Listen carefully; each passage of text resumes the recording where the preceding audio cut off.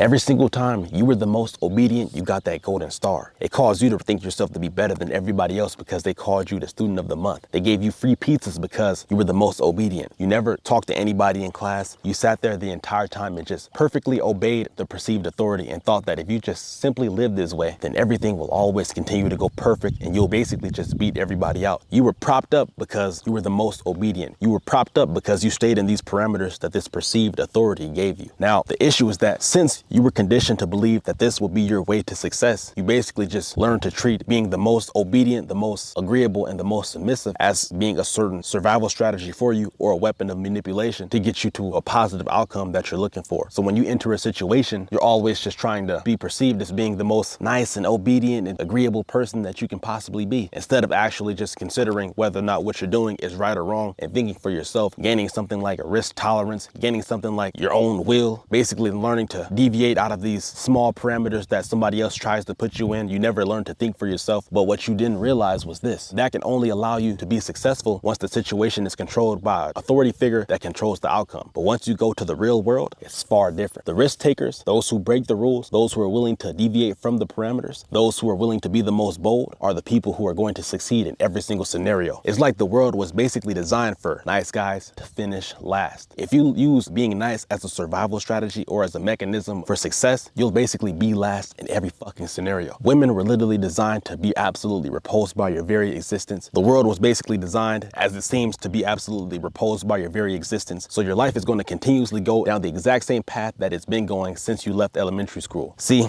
you've been seeking that golden star in every single scenario by being the most obedient, the most submissive, doing everything to a fucking T, following every single rule that these perceived authorities have given you, but they haven't led to success in one fucking scenario. Not with girls, not with people, not with school, not with work, not with anything that had to do with you having to achieve anything noteworthy, because you weren't willing to put yourself on the line and take risks to do anything, because you thought that if you just simply stayed in these parameters that you will always continuously get that golden star like you got when you were a kid, and you'll be propped up and you'll be viewed as being the special student of the month kid. But all you are is an enemy of yourself and an enemy to your fellow man. There's a fundamental difference between being nice and being kind. Let me give you an example. Let's say there's a big boss, right? And the big boss tells these two managers, the nice manager and the kind manager, he tells them both, he says, worker X is fucking up. He's always late to work. He's basically just showing these extreme signs of incompetence. He's lazy. He isn't involved, and this nigga is not on his P's and Q's. Basically, this nigga needs to get his shit together. Now, what is nice manager going to do? He's going to tell Mr. X, you know what, man, you've been doing great, man. Like, you're going to be just like me one day. Shit, man, if you just keep going like you're going, you know what you're going to do? You're going to get a promotion. Everything's going to be great, man. Just keep going. Now, let me tell you what the issue is. He's basically keeping the temporary peace at the detriment of everybody else involved in the situation. He's basically fucking the company up because he can't step out of his comfort zone because he hasn't built risk tolerance in order to actually tell this person, hey man, you're fucking up. You need to get your shit together. Now, what does the kind person do? He considers the best possible outcome for everybody involved in the situation. And he tells this nigga, he says, you know what? Hey, Mr. X, you're fucking up. Get your shit together or you will be fired, my good friend. Now, what actually happened? The nice person didn't help anybody out in the situation at all. And it led to the detriment of everybody involved in the situation. The company got worse. This nigga got fired and he's even looking incompetent. So basically, he's an enemy of himself and everybody else involved in the situation. While the kind manager helped this nigga out, he helped himself out, and he made the boss look good because it seems like he hired all the right people. Basically, the kind person is helping out every single person involved in the situation, and the only thing that he genuinely cares about is the best possible good for everybody involved in the situation. He understands that in certain situations you need to be nice, and in certain situations you need to be mean. These things can't be used as an absolute survival mechanism, but rather simple mechanisms that need to be used situationally. They're like situational virtues rather than absolute virtues. So basically, being Mr. Nice Guy isn't going to help you out in work. It's not going to help you out in any fucking field. It's not going to help you out when trying to be successful in anything. Like, let's say this nigga was a basketball player, right? Let's say he's Mr. Nice Guy's on the basketball team. He's like, okay, so what do I do, coach? Okay, sit in the corner and wait and shoot my threes, coach. Okay, coach, I got you. Now, what will Mr. Nice Guy do? He will simply follow the coach's rules down to a T, even at the detriment of the team. Basically, let's say the point guard says, you know what, fuck the coach. He sees something different because the defense changed up, so he has to adapt mid-play. So basically the point guard's like, all right, let's change everything up. I got a new play on me, ISO. Now, what is the Mr. Nice Guy going to do? He's going to stay in the corner. He's going to be like, no, coach didn't tell us to move. Coach didn't tell us to move. I'm going to sit here and listen to coach because if I'm the most obedient, I'll get my golden star. And what does Mr. Nice Guy do? He fucks it up for everybody. His man double teams the point guard on the ISO and the point guard ends up being fucked up. Mr. Nice Guy gets kicked out of the game and coach is like, man, get the fuck out. What are you doing? Why are you standing there? He's like, but coach, I listened to you. Coach, you failed me. Now, what Mr. Nice Guy doesn't realize is that coach is another human just like him. These authority figures' rules aren't absolute. So sometimes in order for you to succeed, you need to be able to deviate from these rules and come up with creative solutions on your own. Sometimes you have to be able to be yourself, think for yourself in order to win. If you simply just stay in this confined zone that this authority figure gave you, you're basically never going to fucking win. You're simply always just going to be cast to the side. So you know what? His position isn't going to be corner anymore. What his new position is going to be is left bench. He's going to be glued to that bench and he's always just going to wonder like, what the fuck, man? He's going to become bitter. He's going to basically just begin to have either cognitive dissonance and just say, you know what? I'll just continue my role and maybe I'll get to my position again. I'll just continuously follow the coach's rule. He'll run the hardest at practice. Did you see me, coach? Did you see me? The coach would just begin to overlook him and he won't even value this person even though he's given him his all. But he'll value that point guard who said, you know what? I'll be my own person. I'll do whatever the hell I need to do to win. I'm about to help this team get buckets. I'm my own man. I don't need to listen to everything that this coach is telling me. I'll listen to you maybe like sometimes or most of the time, but once I need to deviate from it, I'll do it and I'll give us the win. That point guard becomes trustworthy because he's living on his own accord. He has his own confidence. He's assured in himself while this other person is simply a pawn in a game that he created in his own mind. So Nice Guy is a pawn. He can only ever be used as a pawn and he's only able to be used very situationally because once the situation has to change up even a little bit, he can't adapt because he can only listen to whatever the authority figure is telling him. But the authority figure isn't always going to be perfect. So he's going to have to think for himself in certain situations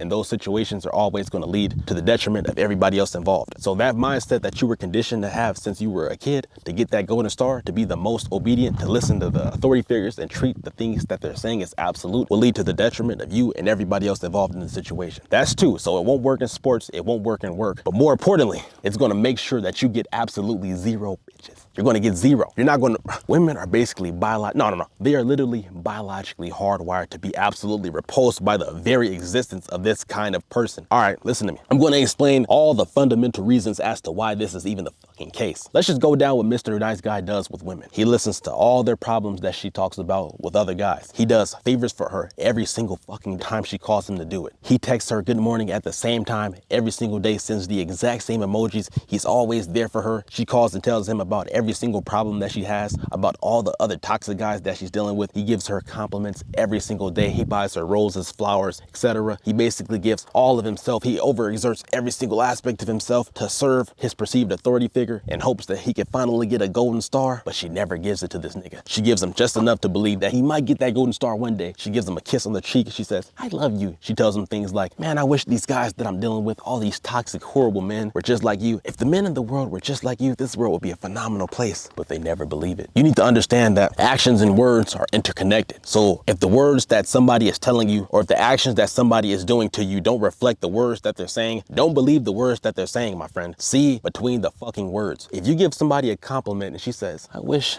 my boyfriend would tell me things like that sometimes. Or I wish all these other toxic men that I'm in love with would tell me things like that sometimes. What she's basically telling you is that your words are absolutely meaningless and that she wishes that somebody whose words that she views as more important than you said them to her themselves. You need to understand that words, actions, and perception are all a package deal. So words are never going to be seen in isolation. So yes, words from different people, actions from different people, everything from different people is going to be perceived differently when done by other people. So yes, the only difference between a creep and somebody who has quote unquote game is the person who is saying the words. The same thing when it comes to actions. If you, the little nice nigga, goes down and sit next to a girl and just say, hey, and you do some weird shit like that, they're going to assume you to be an absolute weirdo. They're going to call the cops and say that you were literally harassing them. Versus if somebody else that she views to be more special than you does it, she'll be happy. She'll be like, yes. She'll give them all the attention. To be honest, they can literally get away with damn near murder while you can't even get away with anything because of how they perceive the actions that they're doing. They're not viewing the actions in isolation. So no, it's not that the actions themselves are creepy. It's not that the actions themselves are off-putting or harassing. It's the person who is doing the specific actions which cause them to believe that these things are that way because they're going to be absolutely repulsed by certain kind of people while they might admire other kind of people. That's the difference between somebody who is going to be perceived as being special versus a creep,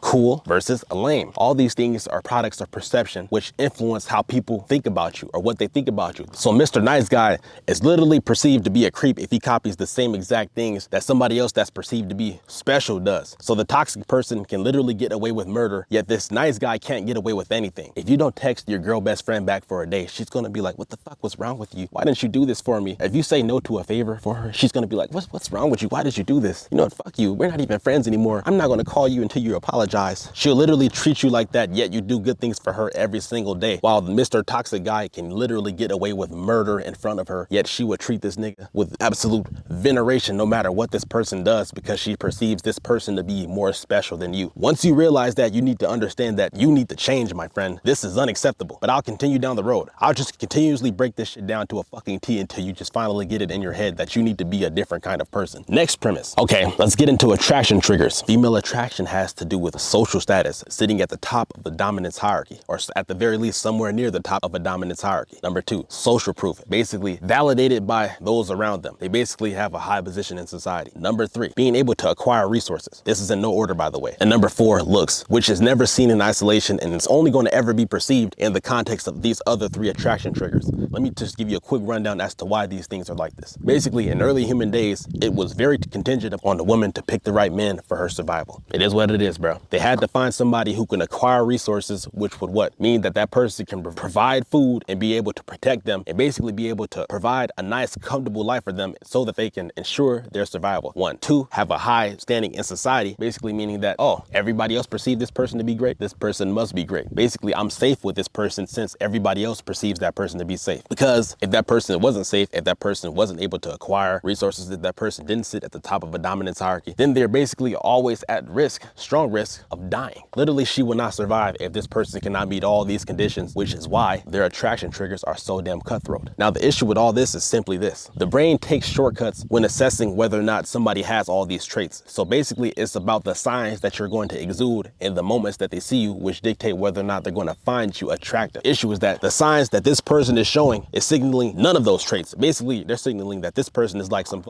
beta male, lame nigga, like some bot. The person you see it that you just want to walk by, just basically lame as shit. Everybody is going to be repulsed by that person. That person is basically giving you signs that he is incompetent, lame, needy, submissive, submits to the status quo. You can never sit at the top of anything. You will never be comfortable with that person. Your life will always be in danger if you deal with that person. That person is a threat to humanity. That person is literally going to fuck you up, because in early human days, that kind of person would see that, let's say the person who had all these good traits had these things, and that person will be so jealous that that person would then try to take it away. So they perceive that person to damn near be a threat, which is why certain actions and certain things said by that kind of person versus somebody they perceive to be, attractive will get entirely different outcomes, extreme outcomes too. It's like this person might be called a harasser versus this person might be called endearing. This person might be called a fucking weirdo, while this person might be called funny. This person might be called special, that kind of special, while this person might be called that kind of special. Basically, everything is seen as a package deal, and the signs that you exude in the moments that she sees you is going to dictate whether or not they're going to perceive you in a certain kind of way. So basically what I'm saying is this: even if this nice person can be objectively better than this person at every single thing that I just said, if that nice person exudes signs which the brain might assume to be contradictory of actions that somebody who had those kind of traits would take, then that person is going to be perceived to be a fucking weirdo. See, it's not about whether or not these things are true, it's about the perception of these things.